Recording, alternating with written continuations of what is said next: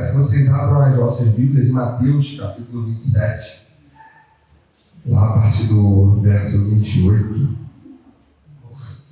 É uma grande honra poder estar aqui nessa igreja que por poucos minutos já pude perceber que é muito abençoada ali no meu lugar, através desse louvor maravilhoso que foi cantado. A gente percebe quando é música, quando é adoração de fato, e pude perceber que estava sendo adoração, sabe? Quem achou diz amém? Amém! Glória a Deus, vamos à palavra.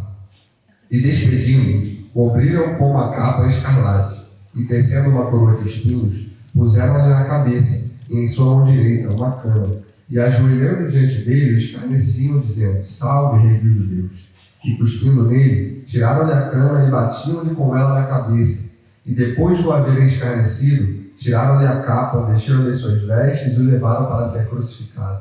E quando saíam, encontraram um homem sirineu chamado Simão, a quem constrangeram levar sua cruz. E chegando ao lugar chamado Gólgota, que significa lugar da caveira, deram-lhe a beber vinho misturado com fel. Mas ele, provando, não quis beber. E, havendo crucificado, repartiram as suas vestes, lançando sortes para que se cumprisse o que fora dito pelo profeta. Repartiram entre si as minhas vestes, e sobre a minha túnica lançaram sortes. E, assentados, guardavam ali. E por cima da sua cabeça puseram escrito a sua acusação: Este é Jesus, Rei dos Judeus. Verso 38. E foram crucificados com ele 2 salteadores, um à direita e outro à esquerda. E os que passavam blasfemavam dele, meneando a cabeça e dizendo: Tu que destróis o templo e em 3 dias o reedificas, salva-te a ti mesmo. Se és o Filho de Deus, desce dessa cruz. E da mesma maneira também os príncipes e os sacerdotes, com os escribas e anciãos e fariseus, escarnecendo, diziam: Salvou aos outros, e a si mesmo não pode salvar. Se é o Rei de Israel, desça agora da cruz, e creremos nele. Confiou em Deus, livre-o agora, se o ama, porque disse: Sou filho de Deus. E o mesmo lhe lançaram também em rosto os salteadores que com ele estavam crucificados. E desde a hora 6 houve trevas sobre toda a terra até a hora 9. E perto da hora 9 clamou Jesus em alta voz, dizendo: Eli, Eli, lama sabachthani, isto é, Deus meu, por que me desamparaste? E alguns que estavam ali ouvindo disseram: Este chama por Elias. E logo um deles, correndo, tomou uma esponja, colocou vinagre e pondo na cana, deu de beber a Jesus. Outros, porém, diziam: vejamos se Elias vem livrá-lo. E Jesus, clamando outra vez com grande voz, disse: Está consumado, e entregou o Espírito. E eis que o véu do templo se rasgou em 2 de alto a baixo, e tremeu a terra, e fenderam-se as pedras. Até aqui. A palavra do Senhor, ela deixa bem claro que esse momento aqui é o momento mais aguardado de toda a história da humanidade. Lá em Hebreus, no capítulo 1, no verso 1, vai dizer o seguinte: que havendo Deus antigamente falado por meio de profetas, nestes últimos dias se revelou aos filhos, através do seu Filho, através do qual sustenta todo mundo pelo poder da sua palavra. Então, nós percebemos que ao longo de toda a Bíblia, o Senhor foi falando que esse momento era chegado. O Senhor foi falando que esse momento era um momento aguardado. A crucificação de Cristo não foi algo inesperado. Esse grito dele está consumado não foi algo que aconteceu do nada, mas algo que vinha sendo preparado pelos séculos e os séculos que se seguiram anteriormente. Aleluia. A palavra de Deus, ela vai nos mostrando desde Gênesis até o Apocalipse que Deus ele falava com o povo diversas vezes, em diversos momentos, em diversas situações. O Senhor nunca parou de falar. A vinda de Jesus Cristo foi apenas um ponto final de uma história que tinha começado antes mesmo do Gênesis. Porque a palavra vai dizer que Jesus Cristo tinha sido escolhido como Cordeiro de Deus antes da fundação do mundo. Ele foi morto antes mesmo do mundo ser criado, já havia aquele plano. Como muito bem foi cantado aqui, ele era o plano perfeito. Jesus não foi simplesmente um plano B a partir de algo que tinha dado errado. Jesus não foi simplesmente uma opção que restou a partir do pecado do homem. Jesus havia sido o plano original desde o princípio. E a voz de Deus é muito presente na Bíblia, desde o Gênesis até o Apocalipse, e tudo indica para Jesus Cristo. E a primeira vez que nós podemos ver a voz de Deus sendo dita na Bíblia, lá em Gênesis, quando em Gênesis, no capítulo 1, vai dizer que Deus disse: haja luz e houve luz. Aquele foi o primeiro momento em que a palavra de Deus começou a ser dita, que a voz de Deus foi ouvida sobre esse universo. E naquele momento, pelo poder da palavra dele, todas as coisas foram criadas. Porque, como vai dizer lá o Salmo 33, no verso 6, pela palavra dele os céus foram criados. Então, em Gênesis, nós temos a primeira manifestação, nós temos o primeiro momento em que a palavra de Deus, a voz de Deus é ouvida nessa terra. Em Gênesis, nós temos a primeira vez que a voz do Eterno é gritada no universo. apesar de não ser a mais importante, é a primeira. Foi nesse momento que todas as coisas foram criadas. O segundo momento em que a voz de Deus foi ouvida sobre a terra foi quando Deus cria o homem. Você conhece a história? Deus cria o universo, Deus cria o homem, Deus cria a mulher. Deus cria o jardim do Éden, que é um jardim perfeito, um lugar que não tinha nada errado. E Deus vira para o homem e fala: olha aqui, tem essa árvore que você não pode comer, a árvore do fruto do bem e do mal. E o segundo momento em que a voz de Deus é ouvida na terra é no momento em que o homem come desse fruto. E de repente a Bíblia vai dizer que Deus estava passeando pelo jardim para se encontrar com o homem como ele fazia todos os dias. Porque, embora hoje nós não possamos ver Deus de maneira física, naquele tempo Adão e Eva tinham o privilégio de todos os dias contemplarem Deus na viração do dia. Quando virava o dia, o próprio Deus descia e falava com eles, conversava com eles. E o segundo momento em que a voz de Deus é ouvida na terra de forma clara é quando Adão, vendo que Deus estava se aproximando, ele foge de Deus. E Deus vira para ele e diz: homem, onde tu estás? Então Adão vira para Deus e fala: eu corri porque eu tive medo, porque eu estava nu. E é nesse momento que acontece a revelação de que o homem havia comido do fruto e de que suas consequências seriam ter trazido pecado. Como a palavra de Deus vai dizer lá em Romanos 3:23, porque todos pecamos, destituídos somos da glória de Deus. É nesse momento que o que era perfeito se torna imperfeito. É nesse momento que o homem, a partir de uma atitude, decretou o fim, decretou a morte eterna de todos os seres humanos subsequentes. Porque a partir da entrada do pecado, o plano perfeito de Deus estava aparentemente indo de ralo. Estava aparentemente sendo derrotado. Era isso que a terra pensava. Era isso que o diabo acreditava que tinha conseguido. Então, naquele momento em que o que era perfeito se torna imperfeito, em que aquilo que era o plano original da criação é destruído, é interrompido pela escolha de Adão e de Eva no jardim, é a segunda vez que nós ouvimos a voz de Deus: homem, onde tu estás?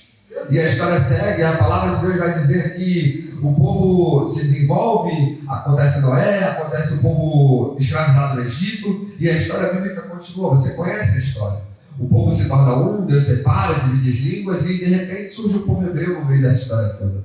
E a palavra de Deus vai dizer, você conhece bem, que eles são escravizados no Egito durante 400 anos. Então Deus levanta Moisés, um hebreu, criado no território egípcio, colocado numa manjedoura, e Moisés ele foge do Egito, como você conhece a história, após matar o egípcio, e ele vai para o deserto. E quando ele vai para o deserto, a palavra de Deus vai dizer que ele se encontra com Deus na sarça. E a Bíblia vai dizer que ao encontrar com o Senhor na sarça, ele via que a sarça estava pegando fogo, mas a sarça não se consumia. E é nesse momento que nós ouvimos novamente a voz de Deus na Bíblia. Porque a palavra de Deus vai dizer que de dentro da sarça, Deus grita para Moisés: Moisés, não te achegues para cá, mas tira as sandálias do teu pé. Porque enquanto havia o pecado sobre a raça humana, enquanto havia o jugo da lei sobre a raça humana, não era possível contemplar de maneira clara a glória de Deus. Não era possível contemplar de maneira visível a glória de Deus igual nós temos hoje. Então Deus fala para Moisés: Moisés, não te achegues para cá, porque senão a minha glória vai te consumir. O pecado nos afastou eternamente de Deus. O pecado nos separou completamente de Deus, de maneira que onde estava Deus não poderia existir um contato direto, um contato 100% com nenhum ser humano, porque todos pecaram.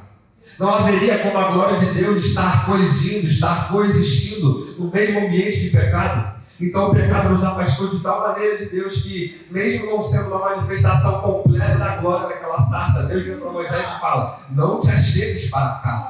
Não era possível contemplarmos a glória, não era possível vermos a glória, não era possível tocarmos nesse Deus, não era possível mais termos um diálogo face a face com esse Deus como tínhamos antes, porque o pecado cortou esse laço e nos ligava eternamente a Ele. E então o tempo passa, Moisés liberta o povo do Egito, segue-se o período dos juízes, e então Deus levanta sumo sacerdote a partir da construção do tabernáculo. E Deus levanta o sumo sacerdote Eli. Só que a palavra de Deus vai dizer que Eli era um sumo sacerdote corrupto. Eli era um sumo sacerdote que se vendeu para aquilo que a sua carne gritava. Eli, apesar de ser uma referência espiritual para aquele povo, ele não era aprovado por Deus. Apesar de Eli ser uma autoridade religiosa, ele não era aprovado por Deus. Porque não necessariamente ser alguém nessa terra significa ser alguém no céu. Tem muitas pessoas que têm voz na terra, mas a voz nem é conhecida no céu. Tem muitas pessoas que se dizem grandes aqui na terra, mas a voz nem chega no céu.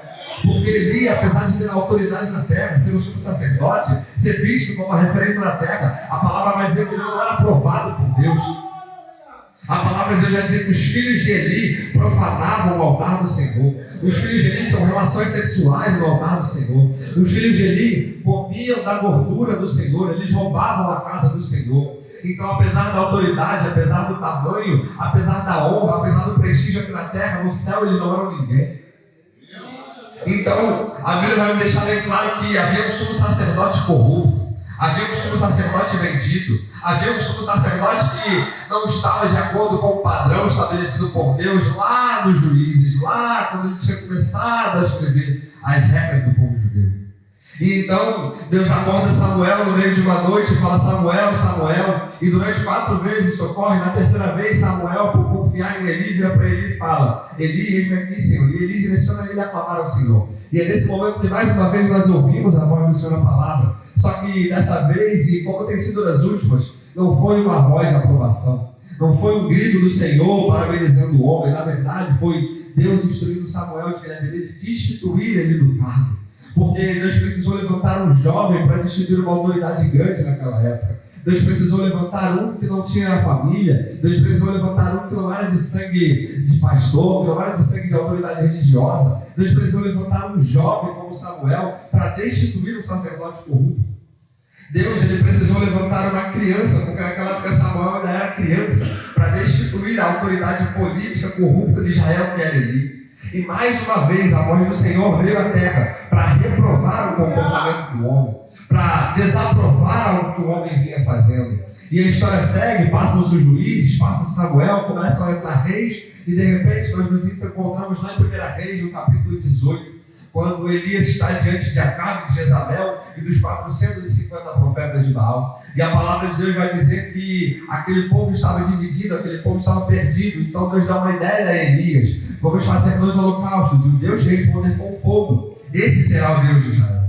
E Elias, apesar de estar com medo, apesar de estar com dúvidas, ele cava grandes poços de água, e por mais contra-intuitivo que isso possa parecer, a palavra de Deus vai dizer que Elias molha aquele holocausto que era para pegar fogo. E a palavra de Deus vai dizer que Elias, clamando ao Senhor, ele responde com fogo, enquanto os profetas de Baal nada. Se cortaram, se lançaram, fizeram tudo o que haveria de fazer. Mas só existe um Deus, e esse Deus é o Deus que estamos adorando aqui. Só existe um Deus, é o Deus que respondeu a Elias com fogo. E de repente, quando Deus responde com fogo, apesar de não ser uma atitude de aprovação, ele ainda mostra: eu ainda sou o Senhor sobre essa terra. Apesar de haver a separação entre o pecado e entre eu e vocês, eu ainda me manifesto nessa terra. Eu ainda consigo vir aqui, descer e fazer de novo. E Deus em fogo responde ao profeta Elias naquele momento com fogo. E a história continua no povo hebraico. Eles são exilados, eles vão para a Babilônia. E durante o cativeiro babilônico, a palavra de Deus vai dizer que ela se revela a Isaías. E Isaías, estando num templo como esse aqui, a Bíblia vai dizer que um anjo desce do céu e purifica os seus lábios, porque ele é impuro.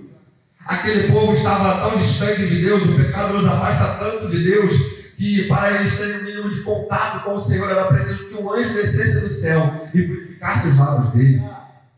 Era preciso que alguém lá de cima descesse aqui para que alguém pudesse purificar. Eu não sei se você está entendendo, mas o que eu acabei de dizer foi o seguinte: era preciso que para restabelecer a ligação entre Deus e o homem, descesse alguém lá de cima para restabelecer essa ligação. Quase que como um paralelo com o que haveria de ser de Jesus Cristo. Desce um anjo dos céus e toca na boca de Isaías e fala: purificados são os teus lábios, purificados são os teus pecados. E então, os profetas do Antigo Testamento continuam profetizando acerca daquilo que haveria de ser o maior momento da história da humanidade, que era a descida de Jesus Cristo. Os profetas do Antigo Testamento começam a profetizar aquilo que seria o maior evento da humanidade, que foi a vinda de Jesus Cristo. Ele não veio de surpresa, ele não veio num momento aleatório. A sua vinda havia sido sendo profetizada por 700, 800, praticamente 1 milênio antes da sua chegada aqui. A palavra de Deus ela vai dizer diversos sinais claros: que ele seria filho de Davi, que ele seria da tribo de Judá, que ele nasceria em Belém, que ele nasceria no período em que o Senhor não estaria mais falando, porque quando Jesus nasce é um período de silêncio, em que 400 anos se passam e Deus não levanta nenhum profeta. Era preciso que ele entrasse de forma triunfal em Jerusalém. A Bíblia fala que ele morreria de uma forma humilhante, que significa que morresse de uma cruz. A Bíblia fala que ele seria como uma ovelha indo para o matadouro. Então diversos sinais vinham sendo profetizados sobre a vida dele, sobre a chegada de Jesus aqui na terra. Eu estou dando esse contexto para que você entenda que a vinda de Jesus à Terra não foi um evento surpresa. Não foi algo que simplesmente Deus resolveu um dia colocar ele na barriga de Maria. Não. A vinda dele havia sido profetizada para que de alguma maneira os judeus pudessem crer que ele era o Messias prometido. Para que de alguma maneira os judeus pudessem ter a certeza de que ele era o Filho de Deus, como ele várias vezes revelou a si mesmo. E então chegamos no nascimento de Jesus. A palavra de Deus vai dizer que ele nasce no período do rei Herodes, ele nasce numa manjedoura, isto é, ele nasce sem ter um reconhecimento humano inicialmente, ele nasce sem ter um prestígio social naquela época, que era muito importante, porque a Bíblia vai dizer que Jesus nasce num local simples. O que nos ensina é que se o Filho de Deus nasceu num local simples, porque nós precisamos nos contentar com cargos grandes aqui na terra? Quando foi que nós invertemos a ordem? O Filho de Deus nasceu num local simples. Quando foi que nós colocamos a prioridade sermos grandes aqui na terra e não nos céus? Quando foi que nós colocamos como prioridade sermos grandes e reconhecidos por homens que passam e morrem e não reconhecidos pelo Deus que é eterno? O Filho de Deus nasceu num local simples. O Filho de Deus nasceu sem glória. A Bíblia vai dizer lá em Isaías que ele nasceu sem beleza alguma. Isto é, ele não tinha aparência de grande. Ele não tinha aparência de que era alguém importante na sociedade. Ele era simplesmente porque era o Filho de Deus. Não porque ele bajulava alguém para ser grande. Não porque ele fazia algo para ser grande. Ele apenas era. E a palavra de Deus ela continua e ela diz que esse Jesus que nasceu no tempo de Herodes, ele começa a crescer, se desenvolver, crescer em graça, em conhecimento, em sabedoria. E a palavra de Deus vai dizer que Jesus segue o seu caminho e ele continua pregando de cidade em cidade. E a tradição judaica vai dizer que havia 3 milagres que o Messias precisaria fazer para ser considerado Messias. 3 milagres que o Messias precisava fazer para ser considerado realmente o Filho de Deus. Messias significa enviado, significa aquele que havia de vir, ou ungido do Senhor. E esses 3 milagres eles estão relatados na palavra. O primeiro deles é a cura de um leproso, que vai estar relatado lá em Mateus 8, ou também a cura dos 10 leprosos, que está relatado também em Mateus. Então, Jesus estava deixando claros indícios, claros sinais de que ele era o Messias prometido, de que ele era o Messias aguardado, de que ele não era simplesmente mais um, de que ele não era simplesmente um profeta, como os muçulmanos insistem em dizer, de que ele não era apenas um espírito evoluído, como os espiritistas insistem em dizer, que ele não era apenas um falso profeta, como os judeus insistem em dizer. Ele era o verdadeiro Messias, ele é o Rei dos Reis que venceu nessa terra para restabelecer a ligação. E a palavra continua e vai dizer que ele deveria curar um demônio mudo, expulsar um demônio mudo. E a Bíblia vai dizer lá em Mateus 12 que ele expulsa um demônio mudo. E é muito interessante esse texto, porque a palavra vai dizer que os discípulos dele tentavam expulsar. E vendo que não conseguia, chamaram a Jesus e ele diz: este demônio só sai com jejum e oração. E aqui eu aprendo uma lição com Jesus, que existem guerras, existem batalhas que não tem como eu me contentar com o raso. Existem batalhas que não tem como eu manter o mesmo nível. Não tem como simplesmente eu escolher, um dia eu vou à igreja, outro dia não. Existem batalhas que eu tenho que mergulhar mais fundo. Igual acontece com Ezequiel. Ezequiel sobe o nível, desce mais profundo nas águas. É preciso nós não nos contentarmos com o raso, mergulharmos de fato no que o Senhor tem para as nossas vidas. E a palavra de Deus ela continua e vai dizer lá em João 9 que ele cura um cego de nascença. Ele cura um cego de nascença, o que era algo totalmente inusitado, algo totalmente incrível para aquela realidade. A palavra de Deus vai dizer que aquele era um milagre messiânico, ou seja, aquele era um milagre que apenas o Messias poderia fazer.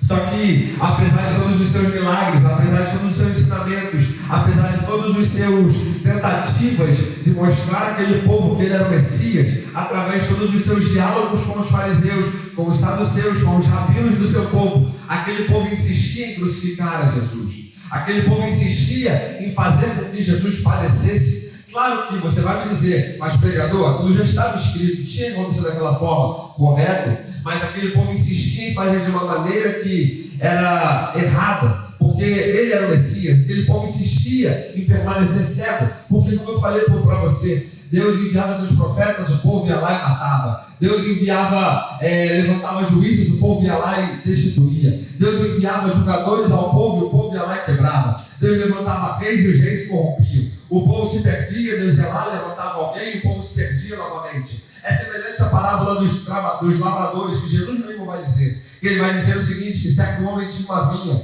e ele enviou lavradores e agarraram e mataram aqueles homens. E novamente ele envia servos, agarraram e mataram aqueles homens. E Jesus vai dizer para aquele povo: aquele homem pensou, quando enviaram seu filho, certamente eles o respeitarão. Mas como foi mostrado em Jesus, quando Deus enviou o seu filho, eles fizeram pior do que os profetas. Eles fizeram pior do que os juízes. Porque nem ao Filho de Deus aquele povo poupou. Nem ao Filho de Deus eu e você pouparíamos. Porque aquele povo não é diferente da gente. Aquele povo é tão pecador como a gente. Aquele povo estava tão distante de Deus como a gente. Nós nunca merecemos que Jesus Cristo viesse à terra. Para Deus teria sido muito mais fácil apagar tudo e fazer de novo. Só que pelo seu amor, pela sua graça, Ele desceu na terra e morreu por nós. Nós que não éramos merecedores desse amor, Ele pensou de enviar profetas e falou: eu mesmo vou descer. E a palavra de Deus vai dizer que Jesus, renunciando à sua própria glória, renunciando ao seu próprio nome, abdicou de tudo da sua glória, desceu à terra e se fez homem como eu e você. Então, nesse momento em que os judeus percebem que não haveria como vencer aquele mestre, aquele rabi, pelas palavras, eles começam a inventar falsas acusações sobre ele. E levam aquele homem para o sinédrio e começam a acusá-lo de tudo que haveria de ser possível de acusá-lo. E a palavra de Deus vai dizer que aqueles homens acusam Jesus e de repente o levam até Roma, até Pôncio Pilatos, porque não era lícito aos judeus matarem alguém. E de repente aquele homem está diante de um tribunal romano e Pôncio Pilatos começa a inquiri-lo, a julgá-lo, a fazer perguntas a ele. E Jesus, de forma completamente sábia, vira para ele e fala: não tenho que responder sobre essas coisas. E aquele homem fala: eu tenho poder para te soltar. E Jesus vira para ele e fala: não terei nenhum poder se do alto não te fosse dado.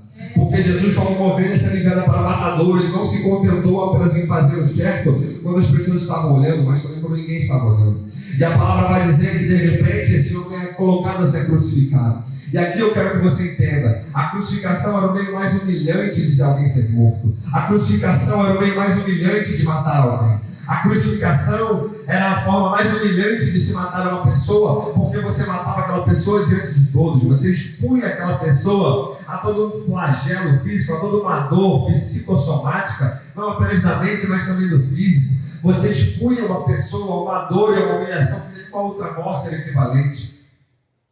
E então Jesus é colocado para ser crucificado. E aqui eu quero entrar realmente na mensagem. Aqui eu quero realmente trazer à tona aquilo que o Senhor falou no meu coração para essa noite. A palavra de Deus vai dizer que descendo-lhe uma coroa de espinhos, puseram-lhe na cabeça e em sua mão direita uma cana, e ajoelhando diante dele, escarneceu, dizendo: salve, rei dos judeus. Aqui não era onde começava o sacrifício de Jesus. Aqui não foi onde começou a dor de Jesus. Por mais que muitos insistam em dizer que a dor foi apenas na crucificação, nós vemos que no Getsemane, Jesus já estava sofrendo muito antes de qualquer dor física. Ele sofreu uma dor mental. A Bíblia vai dizer que quando Jesus começa a suar sangue, é o equivalente a uma pressão psicológica tão grande que suas veias se rompem e elas começam a, assim como o suor, esvaziar no seu corpo. Aí, o seu sangue começa a se misturar com a sua água, e conforme você vai passando a agonia, conforme vai aumentando a sua pressão, você vai começando a suar sangue. E eu quero que você entenda: ele fez isso não porque ele precisava, mas porque ele queria, porque ele te amava. Entenda que todo esse sofrimento não foi simplesmente porque ele falou: eu tenho que fazer isso. Não, eu quero fazer isso, porque eu amo ele, porque eu amo ela, porque eu amo ela. Foi por isso. Glória a Deus. Que é para Jesus é mais forte. Aleluia. Então Jesus no Getsemane começa a ter essa grande agonia, essa grande aflição, a ponto dele pedir ao Pai: Pai, se possível, passa de mim esse cálice. A que ponto de dor ele chegou para pedir ao Pai para que passasse aquela missão, aquilo que lhe foi confiado adiante.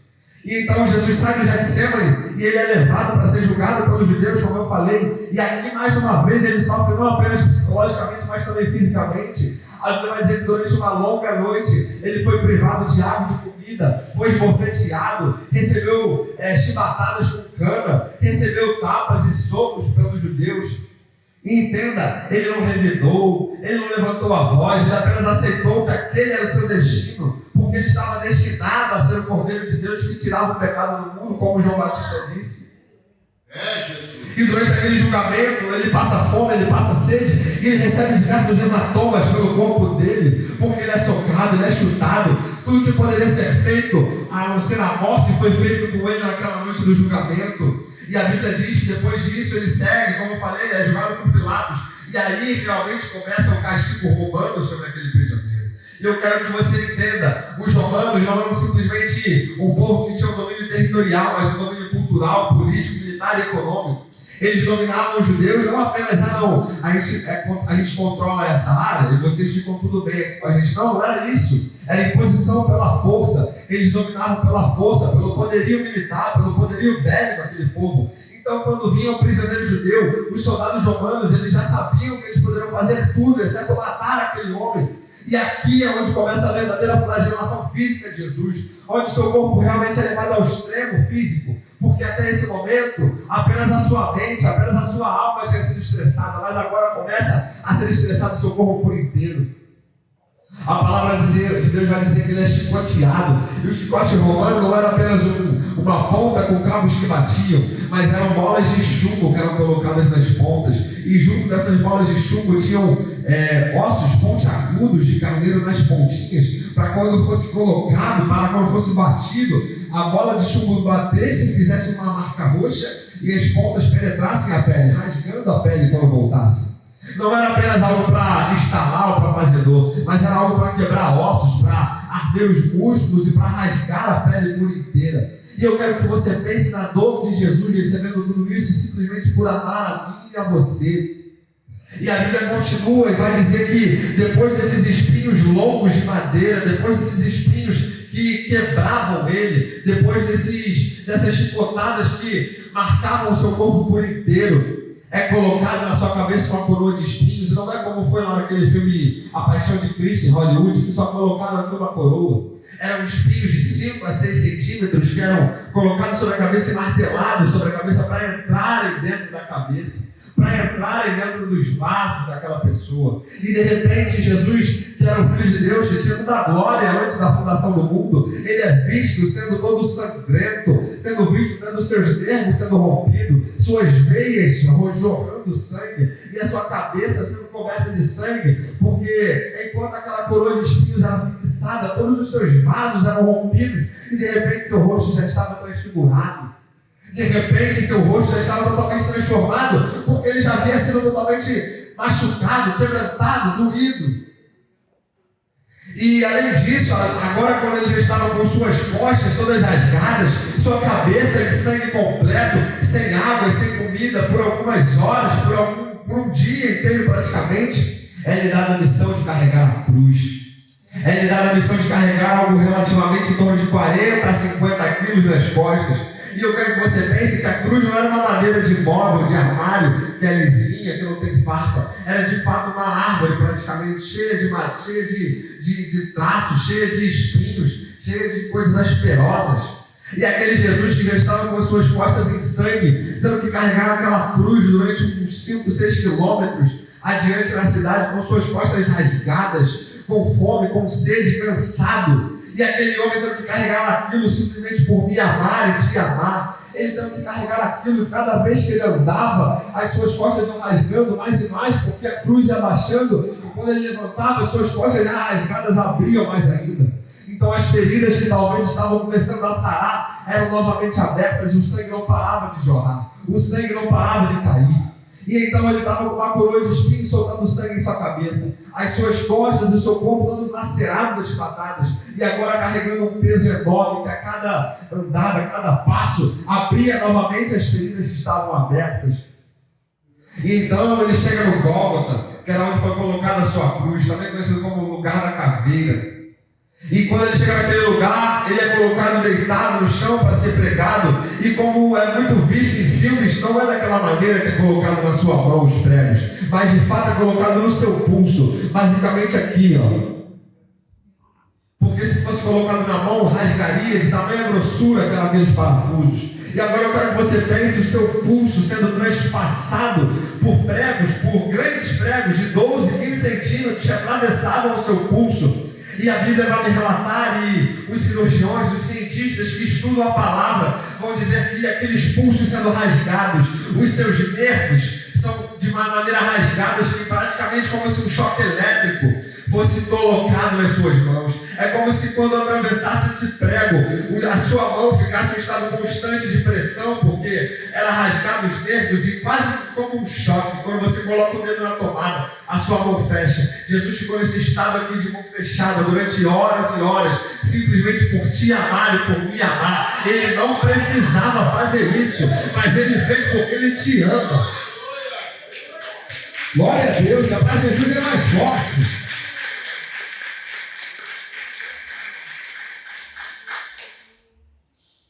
E então a sua cruz é levantada e novamente é pregado agora em seus pés, e novamente aquele prego de 15 a 20 centímetros é colocado atravessando os seus dois pés. E de maneira semelhante à mão, a sua perna fica em um estado constante de choque, de tremelique, por ter rasgado aqueles nervos. Imagina você ficar doente horas tomando um choque que não para, que você não consegue sair, que você não consegue soltar. E o mais interessante, ele tinha poder de sair, ele tinha como se soltar, ele tinha como largar a cruz, mas por me amar e te amar, ele não soltou a cruz. Era muito mais fácil para ele ficar na sua glória, mas pelo seu amor ele morreu por mim e por você. E então quando é colocado aqueles pregos, ele é colocado de uma maneira que fique praticamente assim, com os seus joelhos dobrados, porque se ele ficasse reto, não haveria tanta dor, mas se ele fica assim, caído, ai do corpo de Jesus.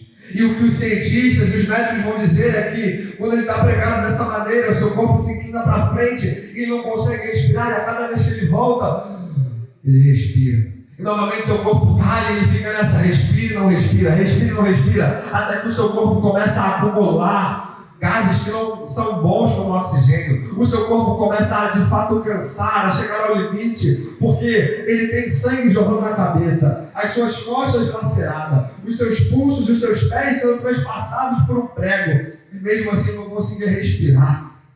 A cruz não era algo prazeroso, a cruz era justamente o oposto disso, um método de morte mais torturante e agoniante do mundo. E aquele Jesus que morreu por mim e por você, aquele Jesus que era sem pecado e sem defeito, estava agora entregando a sua vida por mim e por você, e ele não precisava fazer isso, e ele fez por amor, simplesmente por amor. E agora eu quero voltar e ler com você o que a palavra de Deus vai dizer. E desde a hora sexta houve trevas sobre toda a terra até a hora nona. E perto da hora nona, Jesus clamou em voz alta, dizendo: Eli, Eli, lama sabachthani. Isto é, Deus meu, por que me desamparaste? Aquele Jesus que era um só na glória com o Pai, abdicou da sua glória. Nesse momento, é quase como se Deus se retirasse dele, porque como que Deus habitaria num homem que estava recebendo todo o pecado do mundo? A maior dor da cruz não foi o peso da chibatada, não foi o peso da cruz, não foi a coroa de espinhos, não foi as suas costas laceradas, foi o peso do meu e do seu pecado. Foi o peso do pecado de ontem, do pecado de amanhã que a gente não vai cometer. Todo esse peso foi o que mais pesou para Jesus na cruz. Nesse momento, abandonado pelo Deus Pai, ele vai dizer: Deus meu, por que me desamparaste? Era para ser eu e você nesse lugar. Nós é que estávamos destinados ao castigo eterno. Castigo eterno não é simplesmente um lugar pegando fogo, mas o inferno é um lugar de ausência total de Deus. Nós é que éramos para estar totalmente distantes de Deus. E é Jesus que está nesse exato momento afastado de Deus Pai. E então a Bíblia vai dizer lá no verso 50: e Jesus, clamando outra vez com grande voz, entregou o Espírito. E é nesse momento que ele diz: está consumado, que acontece a maior vitória da humanidade. Se lá no Jardim do Éden, como eu falei para você, Deus vira para o homem e fala: homem, onde estás? Agora Deus vira para o homem e fala: homem, eu estou aqui, eu estou na cruz, eu morri por você. Agora não é mais Deus procurando o homem, mas falando: homem, vem até mim, eu morri por você. Aleluia! Se no Jardim do Éden, um jardim perfeito, o homem teve a maior derrota da história, que foi a entrada do pecado, na cruz, no Gólgota, no Calvário, um lugar imperfeito, um lugar de morte, foi onde nós tivemos a nossa maior vitória. Porque nunca foi sobre um lugar, mas sobre a escolha. Adão caiu num lugar perfeito, Jesus venceu num lugar imperfeito. E de repente, aquele homem perfeito que é eu e você, pela morte do homem perfeito que é Jesus, pode ser feito perfeito de novo, porque é o que Paulo vai dizer: chegará o dia em que aquilo que é corruptível se revestirá de incorruptibilidade, porque pela morte do homem perfeito, nós, os imperfeitos, fomos feitos perfeitos diante da glória de Deus. E se, como eu falei para você, naquele momento em que Deus vira para Moisés e fala: Moisés, não te achegues para cá. Agora Deus vira para o homem e fala: venha, quem estiver sede, venha e beba da água da vida. Porque quando ele morre, ele vai dizer: o véu do templo se rasgou, isto é, a presença foi liberada, você tem livre acesso ao Pai. Se para Moisés, se antigamente era: não te achegues porque a minha glória vai te consumir, agora venha até mim. Antes nós éramos limitados, mas pela morte dele fomos totalmente limitados. Temos acesso ilimitado à glória. Basta você abrir a sua boca e você tem acesso à glória. Você tem o que nenhum dos profetas do Antigo Testamento tem. Você tem o que nenhum rei de Israel teve, que é a presença de Deus 24 horas com você. Se antes com Eli nós temos um sumo sacerdote imperfeito, através de Jesus, o nosso sumo sacerdote é perfeito. É o que Paulo vai dizer, enquanto os sumos sacerdotes antes faziam sacrifícios diários em animais, agora bastou um sacrifício, que foi uma cruz, para nós nunca mais termos que sacrificar nada. Enquanto os sumos sacerdotes imperfeitos como Eli se corrompiam, se vendiam, pecavam, Jesus não peca, Jesus não erra, Jesus não falha. Enquanto os sumos sacerdotes como Eli poderiam falar alguma coisa e não acontecer, a Bíblia vai dizer que os céus e a terra passarão, mas a palavra dele não passa. Aleluia! Glória! Se enquanto na antiga aliança nós temos no Monte Carmelo bois sendo queimados, fogo sendo tendo que ser preciso pegar fogo em alguma coisa, na nova aliança vai acontecer o que Paulo vai dizer lá em Romanos 12, versículo 1: nós sejamos como sacrifício vivo. Se na antiga aliança o boi queimava por algumas horas, Jesus está dizendo agora não é mais o boi que queima, mas é vocês que vão queimar dia e noite, dia e noite, dia e noite, dia e noite. Como aconteceu em Atos, acontece até hoje. Labaredas chove de fogo foram vistas. Isso é simbólico, porque no Antigo Testamento o fogo era colocado sobre um holocausto que se apagava, que morria, que ficava em pó, que ficava em chamas. Mas na nova aliança, nós somos os holocaustos vivos, isto é, nós somos as ofertas agradáveis a Deus no dia e na noite. A morte de Jesus foi o início de uma nova aliança, o início de um novo momento da história da humanidade, o início de um momento em que não era mais preciso sacrificar animais, porque o Cordeiro de Deus que tirava o pecado do mundo já tinha morrido. Se na antiga aliança precisou descer um anjo do céu para purificar a boca de Isaías, na nova aliança não é mais preciso descer anjo, não é mais preciso falar profeta, não é mais preciso falar homem algum, porque o Cordeiro de Deus desceu, e não é mais anjo que purifica, é o sangue dele que liberta, que purifica, que lava, que justifica de todo pecado. Não é mais preciso descer alguém de novo, porque aquele que era para descer já desceu. E é esse Deus que está aqui essa noite. Se na antiga aliança diversas coisas burocráticas eram precisas serem feitas para termos acesso ao Pai, agora nós temos livre acesso, somente porque Ele disse: está consumado. Está consumado. Aquilo que o mundo precisa já está consumado, porque o mundo não entende. O que eles precisam é Jesus. O que eles colocam em bebidas, em drogas, em mulheres, em apostas, em relacionamentos, Jesus já pagou o preço. Enquanto as pessoas desse mundo gastam milhares de dinheiro, rios de dinheiro, em coisas que corroem, em coisas que acabam, aquilo que não tem preço nenhum já foi pago, porque Ele pagou o preço. Tanto se fala aí em ganhar alguma coisa de graça, como é bom receber alguma coisa grátis, e aquilo que é mais importante as pessoas esquecem, que é a salvação da minha e da sua alma. Do que adianta o homem ganhar o mundo inteiro e perder a sua alma? Quantas pessoas nós vemos gastando tempo, gastando momentos, gastando tempo com a família, gastando tempo que era para estar com amigos, atrás das correrias, das loucuras desse mundo, sendo que a alma, que é o mais importante, já está pago. E mim, o mais interessante disso tudo, além de estar consumado, é que vai dizer: e desde a hora sexta houve trevas sobre a terra, até a hora nona. A hora nona foi a hora da morte de Jesus. Eu não sei se você entendeu, mas houve trevas até a hora da morte de Jesus, porque depois que ele morreu não houve mais as trevas, porque quando ele morreu o reinado de Satanás acabou, porque quando Jesus chega, pombagira tem que sair, quando ele chega o diabo tem que fugir, quando ele chega macumba é quebrada, quando ele chega pacto é desfeito, quando ele chega o diabo foge, porque a Bíblia vai dizer: Jesus Cristo veio em carne para desfazer as obras do diabo.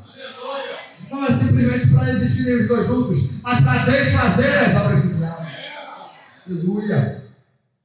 E o mais interessante de tudo isso, o mais importante, que eu não posso sair daqui sem deixar de falar para você, é que enquanto antes Deus precisava virar para o homem e perguntar: homem, onde tu estás? Homem, não te achegues para cá. Homem, eu vou mandar um anjo para te purificar. Agora, lá em Isaías 45 vai dizer: olhai para a cruz e sede salvos. A cruz é o maior símbolo de redenção da humanidade, porque onde o homem morreu, todos viveram, porque se morremos com Cristo, também ressuscitaremos com Cristo, porque morreu um para a salvação de todos, e um que não merecia, um que não precisava, um que não necessitava, morreu para que nós que precisávamos não precisássemos morrer. E se eu sair daqui sem falar isso para você, eu não vou estar entregando tudo que Deus mandou entregar. Porque não tem como nós não olharmos para a cruz e vermos a minha e a sua salvação. Nós não merecemos, nós somos pecadores, nós somos miseráveis, o nosso dinheiro não compra, a nossa oração não compra, o nosso batismo não compra, o que compra é o sangue dele vertido naquela cruz.